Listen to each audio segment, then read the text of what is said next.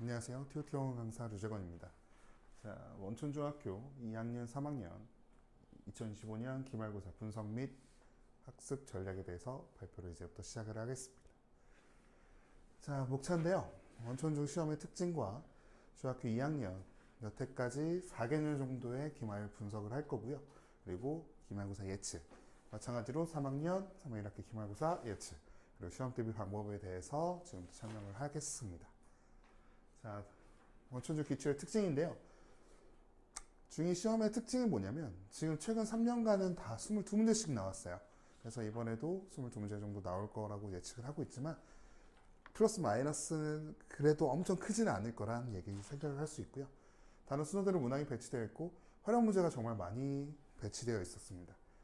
그래프가 없는 함수 문제를 정말 많이 다뤘기 때문에 그래프를 그려서 판단을 해야 되는 스킬들이 좀 필요하겠다 이 생각이 들고요. 단원별로 난이도를 오름차순, 그러니까 쉬운 문제가 앞에 배치되어 있고 중간중간에 어려운 문제들은 이렇게 많이 없고 점점 문제가 문제 번호가 높아질수록 난이도가 올라갔다라고 생각을 하시면 될 것 같고요. 중3도 마찬가지로 3년간 22문제씩 나왔습니다. 마찬가지로 단원 순서대로 문항이 배치되었고 킬러 문항이 이제 킬러 문제가 이제 함수에서 많이 나오는데 2차 함수에서 많이 나오는데 도형과 엄청나게 많이 접목이 되어 있었습니다.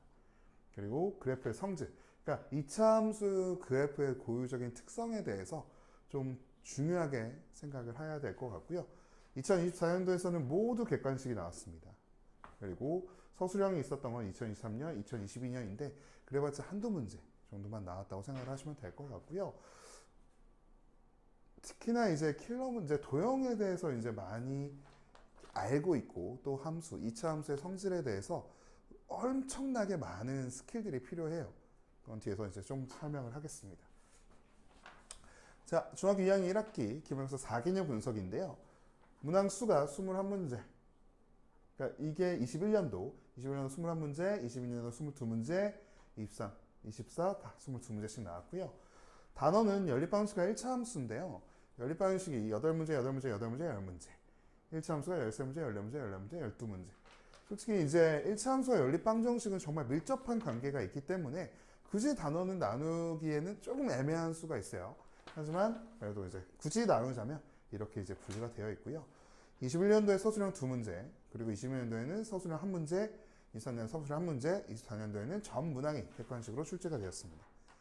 자, 개인적으로 생각을 했을 때는 체감 난이도가 21년도가 제일 쉬웠어요. 그리고 21년과 22년이 얼추 비슷해요. 비슷하고 점점 가면 갈수록 어려워졌다라고 생각을 하시면 될 것 같아요. 자, 기말고사 특징을 보면 실생활 적용 문제들이 너무 많이 나왔어요. 그러니까 어려운 문제들은 실생활 문제, 그러니까 활용 문제라고 생각을 하시면 될 것 같아요. 활용 문제가 매년 계속 많이 나왔고 매년 어려운 문제로 나왔고 식 세우기가 정말 까다롭게 나왔다라고 판단을 하시면 될 것 같고요. 그리고 함수 쪽에서는요. 고난도 문제는 함수 조건, 그러니까 함수, 1차 함수에 대한 조건에 대해서 좀 많이 물어보고 교점을 잘 찾아야 되고 어떻게 보면 연립방정식 문제랑 똑같은 거죠. 그리고 면적, 그러니까 도형의 넓이에 대한 조건 등이 나와서 이제 문제를 해결해야 된다라는 내용이고요. 그리고 연립방정식과 1차 함수의 개념을 묻는 문제들이 항상 매년 나오죠. 이건 어디 학교는 공통적입니다. 중요한 건 여기서 빨리 풀어야 되는 거예요. 개념 문제들을. 그러니까 개념은 충분히 숙지를 하고 그리고 여기서 항상 빨리 풀어야지 뒤에 어려운 문제들을 해결할 수 있겠죠. 그래서 여기서는 시간을 단축해야 된다. 그래서 적어 놓은 거고요. 그래프가 아까 말씀드렸듯이 여기 앞에서 그래프가 없는 함수가 문제가 다수가 나옵니다. 그래서 그래프를 그리는 능력이 매우 요구가 되고 1차 함수 직선의 그래프를 얼마나 빨리 그리고 정확하게 그리는지 또는 기울기의 성질에 대해서 좀 많이 물어보는 유형들이 많이 나왔습니다. 그래서 이 부분은 좀 많이 중요하게 생각을 하고 있고요.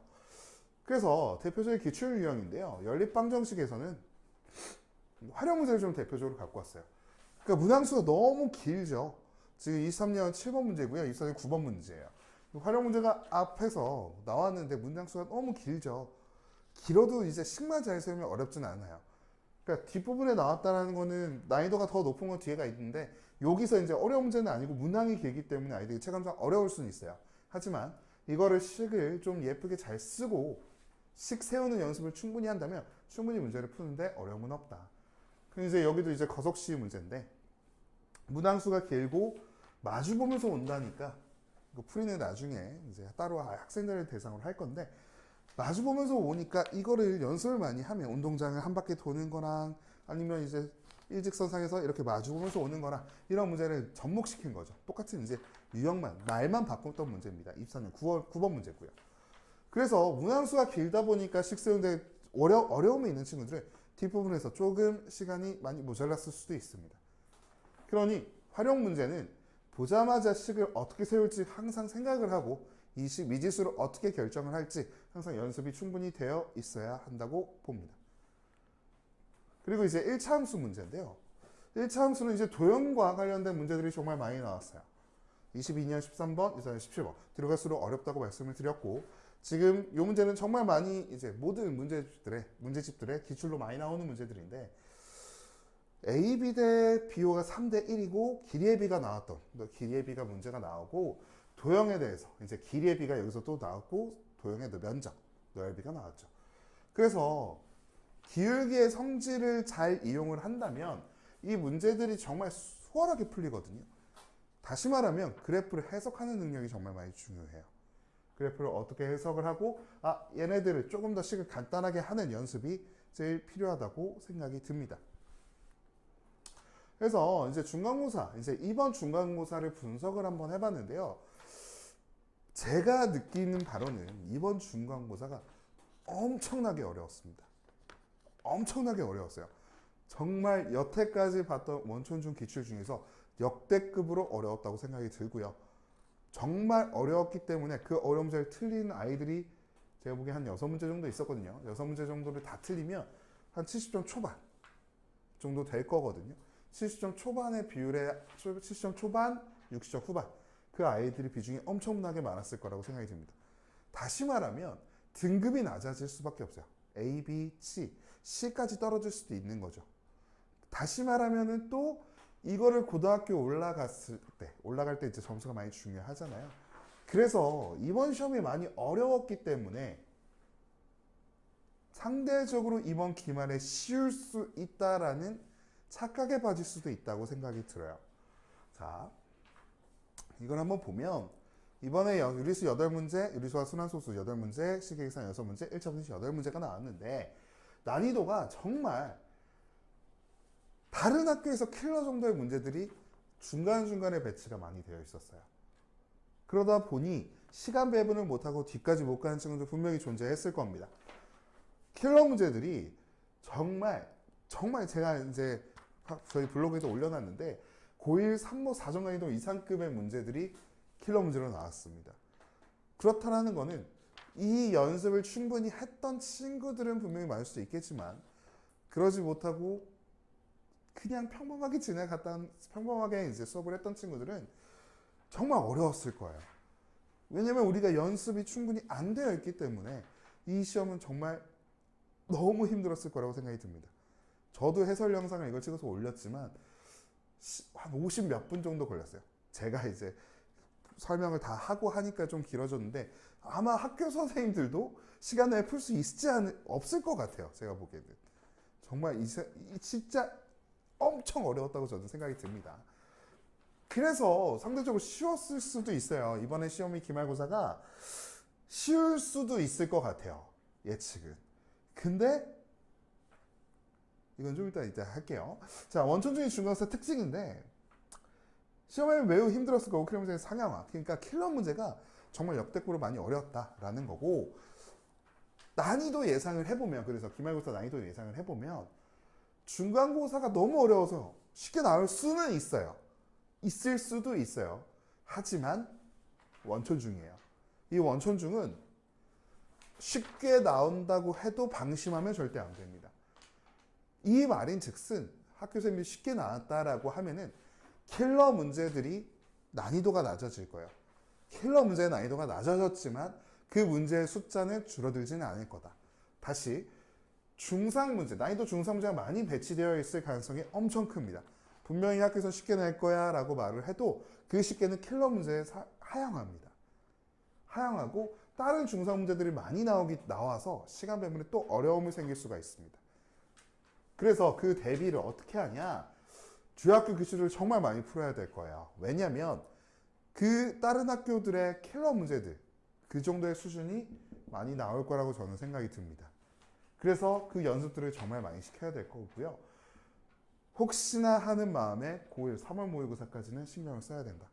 더군다나 이번 시험 범위는 공통수학 1, 직선의 방정식 파트도 들어가 있죠.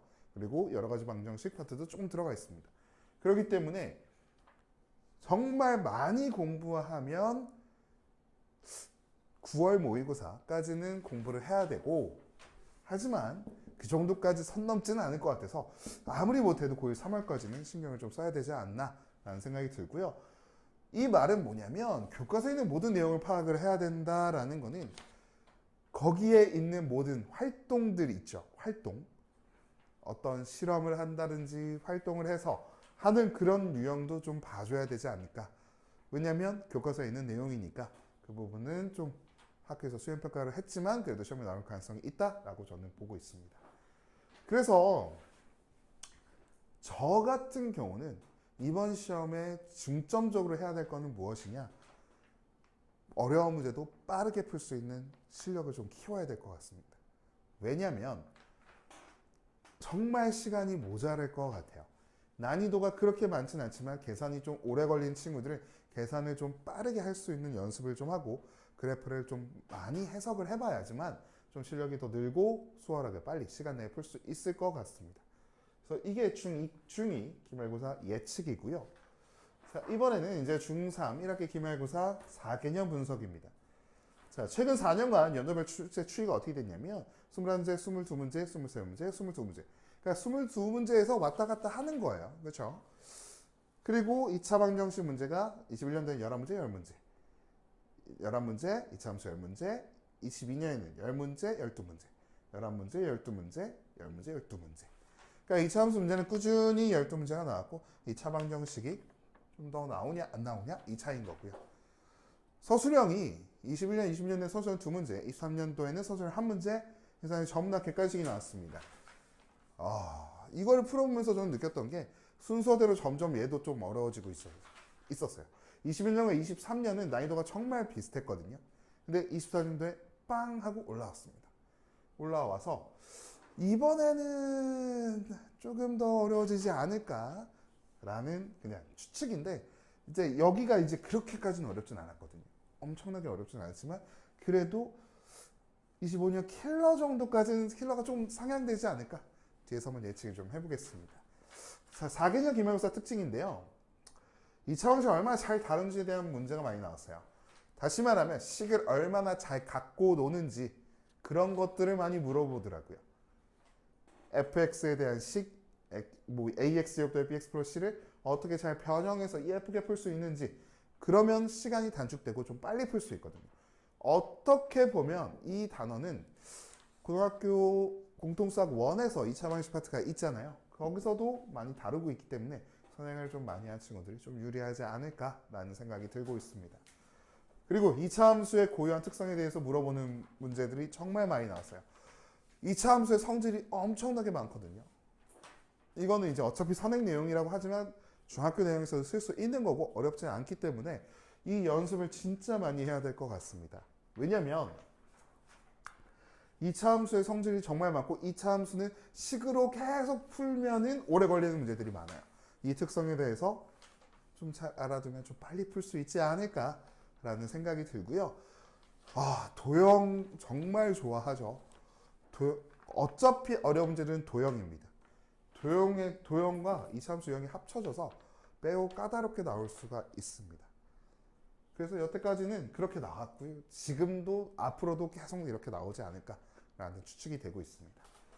자, 이거는 기출 유형인데요. 2차 방정식 문제 중에서 근의 개수, 근의 판별에 대해서 좀 나왔어요.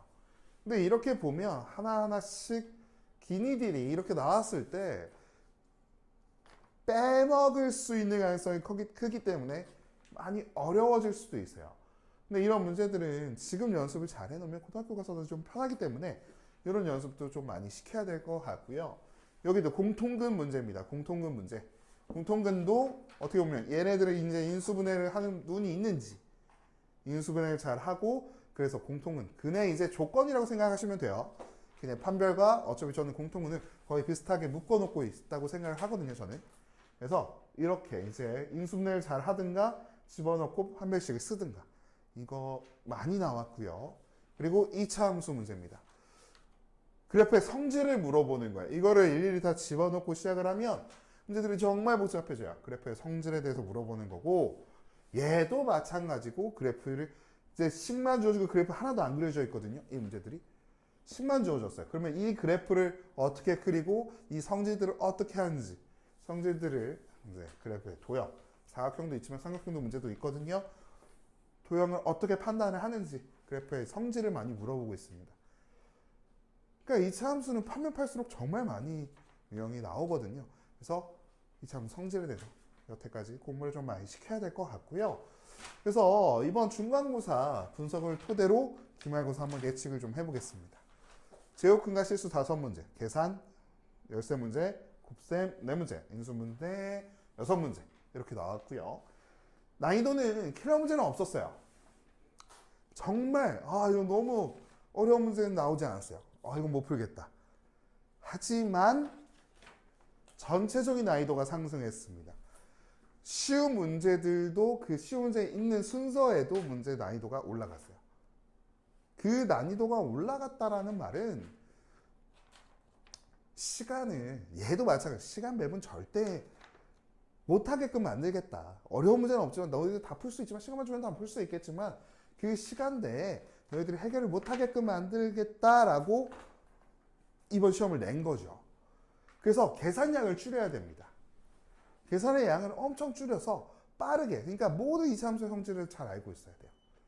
그걸 잘 알고 해야 전체적인 킬러가 없었기 때문에 고득점을 맞을 수 있는 거죠. 그렇죠? 그래서 이 특징이 이번 시험의 특징이 함정이 중간중간에 많았어요.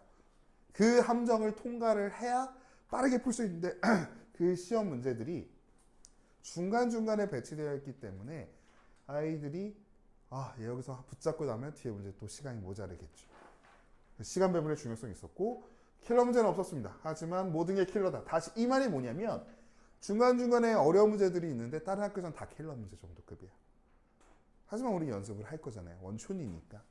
그래서 킬러는 없었고 모든 게 킬러라는 거는 다른 학교에서는 다 킬러기 때문에 다른 학교에서도 원전 중시 문제를 많이 풀 겁니다. 그래서 이번 시험이 아이들이 봤을 때는 되게 쉬웠을 수도 있어요. 여태까지 공부했던 거에 비하면. 하지만 시간 내에 풀기는 어려웠기 때문에 방심하면 안 된다라는 평이 제가 한번 개인적으로 내봤고요. 그래서 이번 예측은요. 이건 당연한 얘기고 중간보다는 정말 어려운 단어는 맞습니다. 2차 방정식, 2차 함수기 때문에 앞에서 배웠던 내용들이 그대로 똑같이 나올 거고 분리시키지는 않을 겁니다. 그래서 공통수하고 2차 함수, 2차 함수 같이 고등스럽게, 그러니까 고등스럽게라는 고등학교스럽게 출제될 가능성이 매우 농후합니다. 매우 농후하고 그리고 중간고사 난이도처럼 나올 가능성이 저는 크다고 생각을 합니다. 왜냐? 난이도는 더 올릴 수는 있어요. 킬러 문제가 한 문제는 엄청 어렵게 나올 수는 있겠지만 다른 문제들은 정말 다 비슷하게 왜냐하면 그 정도의 난이도가 저는 딱 적정선이라고 생각을 하거든요. 그래서 킬러 문제, 정말 어려운 문제 한 문제 나올 것 같고요. 그 중간고사처럼 나온 시험 문제들 같은 시험 난이도 같은 문제들이 곳곳에 배치되어 있을 것 같습니다. 그래서 이번 원촌준 아이들은요. 정말 어렵게 공부를 해야 돼요. 정말 어렵게 공부를 해야 됩니다. 어렵게. 쉬운 것들 연습 많이 해야 되지만 어려운 거 연습 많이 해서 최대한 어려운 문제가 나왔을 때 당하지 않게끔 준비를 해야 될 것 같습니다. 그래서 기말고사 대비는 도형단은 연계형 서술형 문제가 출제될 것 같아요. 됨이 아니라 될 것 같아요. 그리고 예를 들어서 교점을 취해서 넓이나 거리 조건을 추론하는 문제나 피타고라스 정리, 그러니까 피타고라스 정리를 이용한 문제들이 나올 것 같고 고등수학하고 연계되는 게 엄청나게 많이 나올 것 같습니다. 그러니까 고등학교 거를 빨리 한 번씩은, 그러니까 고등학교 공통수학 원이랑 중학교 과정에 있는 2차 방식, 2차 함수랑 별 차이는 없어요. 크게 차이 나는 게 많지는 않은데 교육과정 내에서 충분히 다룰 수 있는 것들이기 때문에 그런 것까지 준비를 다 하면 좋은 성적이 나오지 않을까라는 개인적인 생각입니다. 그러니까 가장 중요한 건 어려운 문제를 못 푸는 학생들이 있잖아요. 그럼 맞출 수 있는 것들을 다 맞춰야 그래도 점수가 올라가겠죠. 그러면 실수가 없어야 됩니다. 실수가 없어야 돼요. 그러니까 문제 조건을 꼼꼼히 읽어야 되는 건 당연한 거예요. 왜냐면 조건을 빼먹어서 문제를 틀린 경우가 정말 많거든요. 정답이 2개인데 다 1개만 고르는 친구도 있고 한 개인데 막 2개 고르는 친구도 분명히 있잖아요. 그렇죠? 문제에서 묻는 게 무엇인지 미지수 결정 정말 잘 해야 되고 그거를 어떻게 할지 항상 문제에다가 좀 써놓고 시작을 했으면 좋겠다. 그거 써봤자 1, 2초밖에 더 차이 안 납니다. 그리고 풀이 과정을 단계별로 정리한다는 거는 뭐냐면 항상 계획을 세워놓고 문제를 풀어야 돼요. 항상 계획을 세워야 되는데 이 문제를 읽어놓고 그냥 주저앉아씩만 세우는 게 아니라 난 이 순서대로 문제를 풀으면 이 결과가 나올 것 같아. 이런 훈련들이 필요합니다. 그래서 이 문제는 나 요거 가지고 어떤 미지수의 값을 구하고 요 조건 가지고 이 결과를 도출해내야겠다. 이런 계획성 플레이가 필요하다고 생각이 듭니다. 그리고 제발 부탁인데 우리는 항상 검토할 시간이 있다면 검토할 때 난 이건 분명히 맞았으니까 넘어가야지 라고 검토하는 거 절대 아니에요. 검토는 무조건 어떻게 해야 되냐면 내가 푼 거 틀린 것 같아 라고 접근을 해야 그래야 실수가 없습니다. 나 이거 틀린 것 같아. 틀린 것 같아. 그거 봐 틀렸네 라고 생각할 정도로 극단적으로 검토를 해야 됩니다. 근데 이것도 단점이 있지만 단점은 있겠죠. 나 진짜 틀렸는데 다시 풀으니까 틀린 풀이에 맞다고 생각할 수도 있겠지만 그래도 검토할 때 가장 억울한 건 내가 다 풀어놓고 다 아는 건데 틀린 거잖아요. 그렇죠? 그랬을 때는 내가 푼 거에서 계산에 대한 확신을 하지 말고 다시 한번 계산을 해봐라. 그래도 그렇게 시간이 오래 걸리지 않습니다. 그리고 시간 안배. 시간 배분이거든요. 이 시간 배분은 우리가 판단을 잘 해야 돼요. 어려운 문제가 무엇인지. 이 문제는 건너뛰어야 되는지. 그런 판단이 좀 어려울 수 있겠지만 그냥 판단하는 연습을 좀 길러서 과감히 버릴 건 버리고 맞출 수 있는 것들을 먼저 맞추는 거에 중점을 둬야 될 것 같습니다. 그래서 추천 학습 정량은 문제를 읽어보고 식만 세워놓고 하는 연습도 매우 중요하다고 생각이 들고 그래프도 직접 그려보고 서술형도 이제 해설지를 읽는 것도 좋아요. 해설지를 읽어서 푸는 것도 좋지만 학교 선생님한테 검토를 받아서 이렇게 써봤는데 여기서 감점될 게 있을까요? 라고 한번 물어보면 그래도 학교 선생님도 친절하게 해주거나 아니면 학원 선생님께 와서 직접 물어봐도 좋을 것 같습니다. 자, 여기까지 저희 학원에서 준비한 건데요. 난이도별 내신 대비 교재를 준비했고 학교 프린트 현미경 문서 뭐냐면 이제 학부 봤잖아요. 그렇죠? 그거 가지고 저희는 이제 부교재 분석 변형을 제공하고 있고요. 이성문제 문제 제작하고 있고 오답노트, 그러니까 무한대로 오답노트 줄 겁니다. 오답에 이러면 성적이 오르겠죠. 그리고 더 중요한 건 원초는 어려운 문제들 모의고사 기출도 계속 줘야 됩니다. 계속 풀어야 되고 우리가 아니더라도 모의고사 기출에 대해서는 항상 연습을 해줬으면 좋겠습니다. 자, 여기까지 원촌중 기말고사 대비 예측 해설 양상을 맡은 류재권입니다. 감사합니다.